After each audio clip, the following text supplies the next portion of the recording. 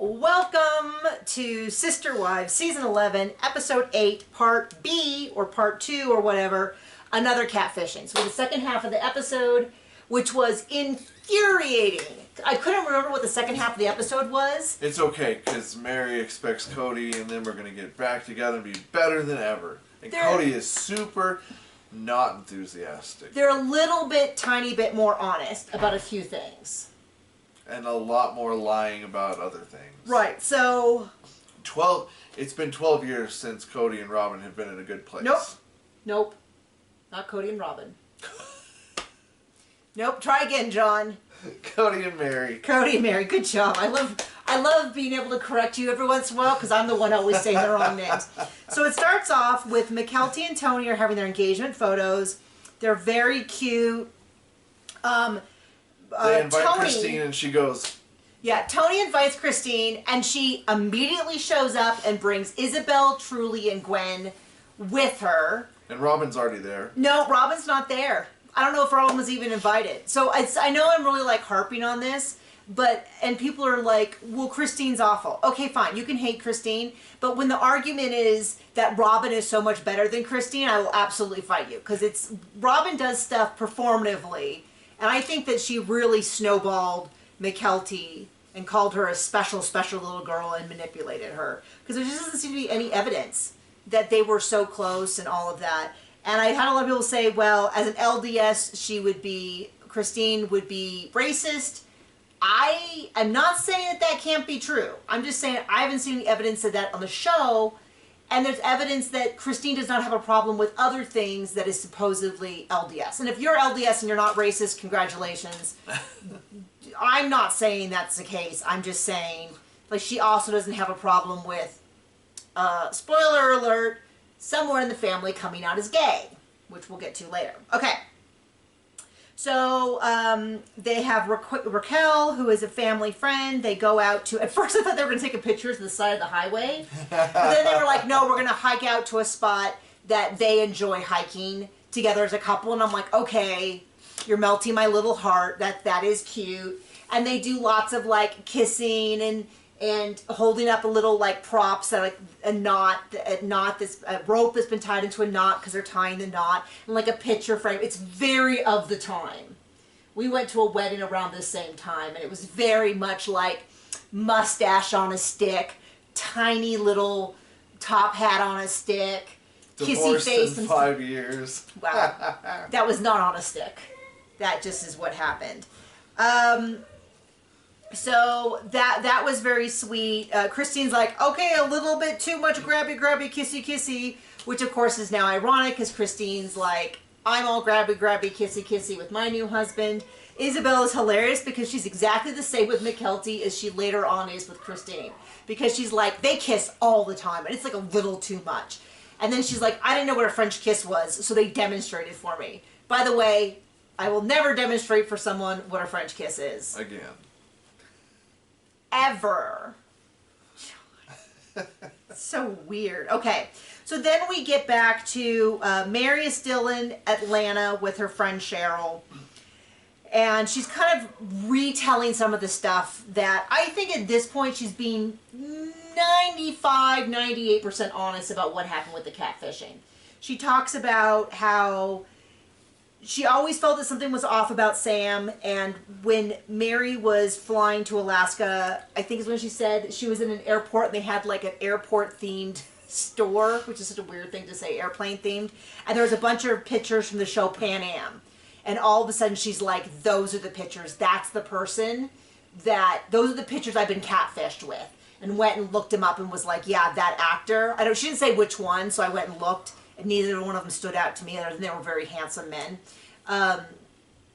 She said that's who has been, these are the Sam pictures. That's where these Sam pictures came from. Sam being the character that was used to catfish her.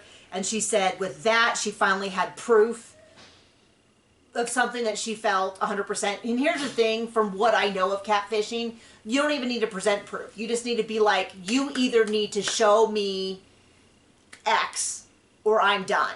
You don't need to prove to them. It's not a court of law. Like, you can just say that. But I know a lot of people feel like they feel like they're a little bit losing their mind and they need to prove it to themselves. But she eventually just said, here's the deal. I know that you're using fake pictures. You either need to, what did she say, meet me in person? She said, nut up or shut up. Yeah, essentially. Just say video chat. What did she say? Like, I want to see your face. So I think she meant face to face in person. Okay. Or I'm done. And then that they were like, the jig's up. Because I know they can't do anything. And then they started trashing her on publicly. And this is the thing where I'm going to say, I will never side with a catfish, because if their entire life is evidence that they're lying to people, why do you suddenly think that's why I've never read the book. It's why I've never really engaged with them in any way, shape, or form.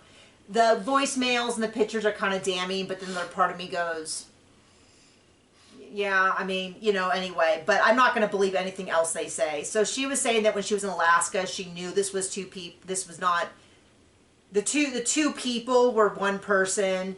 Cheryl, the friend that she's now visiting, had already reached out, and she just wasn't sure how to handle it.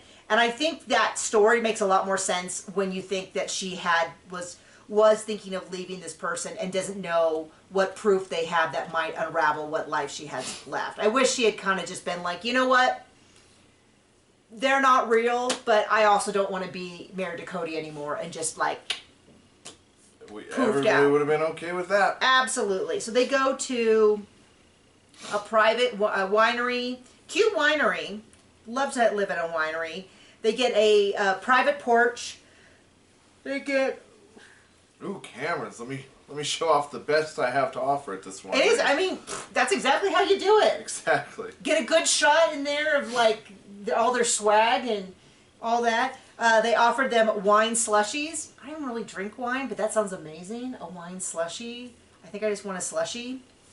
Anyway, and that kind of ends up her trip. Then we go into a long, painfully long segment of Mary and Cody going to Nancy.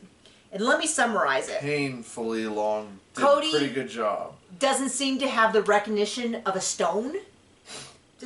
He's confused why this trip was helpful to Mary. He's like, oh, she seems like maybe talking to a therapist who specializes in this helped her feel better about herself. What a mystery. Who would have thought that therapy would be good? Oh, he's just, and then he specifically at one point at the end, I'll go through kind of what they said, but at the end, she's like, Nancy very gently kind of says, I'm concerned that you guys say things while filming that should be said in here. And I'd like you to make a commitment to try to come here and work on some of these things. And Mary's like, yes. And Cody's like, abso-freaking-lutely. Not. He's like, I am not enthused to work on it. After a so long dramatic pause. And it's so long. I had a BM. During that pause. Oh, that's gross. They admit that it's been 12 years at this point, season 11, since things have been good. Which is funny because then later on, Cody tries to say that no, things were, like, recently in season, 19 or 18, he's like, it's been 8 years. And she's like, no, it's been a lot longer than that. And I thought, okay, so 8 years plus 12 years is 20 years? That they've had a problem. She explains that part of the reason why when Robin offered to carry a baby, which I still don't think Cody ever would have signed up for, ever would have allowed, because he wanted a baby with Robin. But it would have been another string to manipulate Mary with. Yeah. He says as far back as Wyoming. So I need to kind of look up when they last lived in Wyoming. Off the top of my head, I was thinking it was 5 years that they were in Utah, so that'd be 5 years before the show.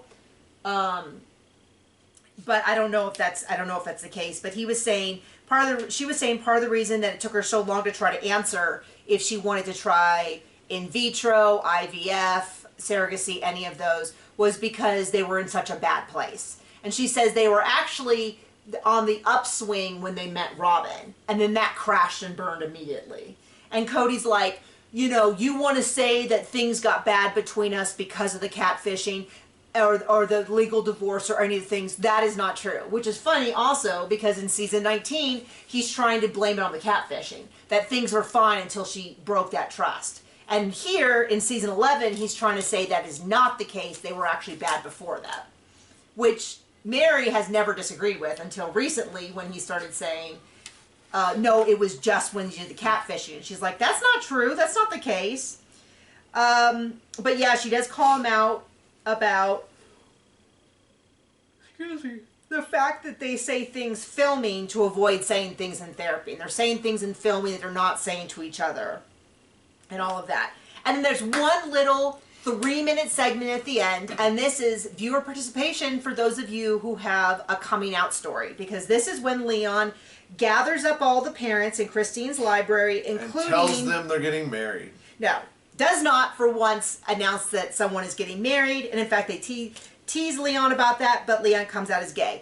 Camera cuts before we get any reaction other than a real quick look. Yeah, Well, Christine smiled, Mary looked awful. well, Mary looked shocked. Cody looked unpleasant. What I'm going to say... And I don't think I noticed anybody else. What I want to say is because I'm like, I don't know that we're the people that are like the best to talk about coming out stories. We've heard a lot of coming out stories. And what I can say is this. I've heard good coming out stories that are somewhere between like, yay, we're throwing a party, or yes, we've always known and we're so glad you feel comfortable, to truly awful, awful, awful, terrible, trauma-filled stories where people are kicked out, screamed at, violence, things like that. Where would you place Mary's reaction? I guess maybe we'll watch next week's, but I'd like to hear, because my opinion as an objective observer is that it was not a great reaction, but it is not a actively bad reaction like we see. It might be more akin to what Cher described when Cher's Child came out. But that's next episode, because they cut right there. We don't get to see anyone's reaction. We see a sneak peek where Mary's crying. I actually kind of think the editing tried to make Mary look even worse than what it was. Well, that could be. So we'll see next week. I haven't seen this episode in years, so it'll be interesting. But if anyone wants to share their stories, you're welcome to. Do not share them if you do not feel comfortable. I shouldn't. Maybe I'm just setting people up to get... We'll definitely be monitoring the comments. If you're a weirdo, we will get rid of you. But yeah, so we're heading into that episode with Leon, and that is the episode. And it was so sad the whole time they're in the therapist's office, because I was like, Cody does not care. Does not care, does not care, does not care. Thank you so much. Bye.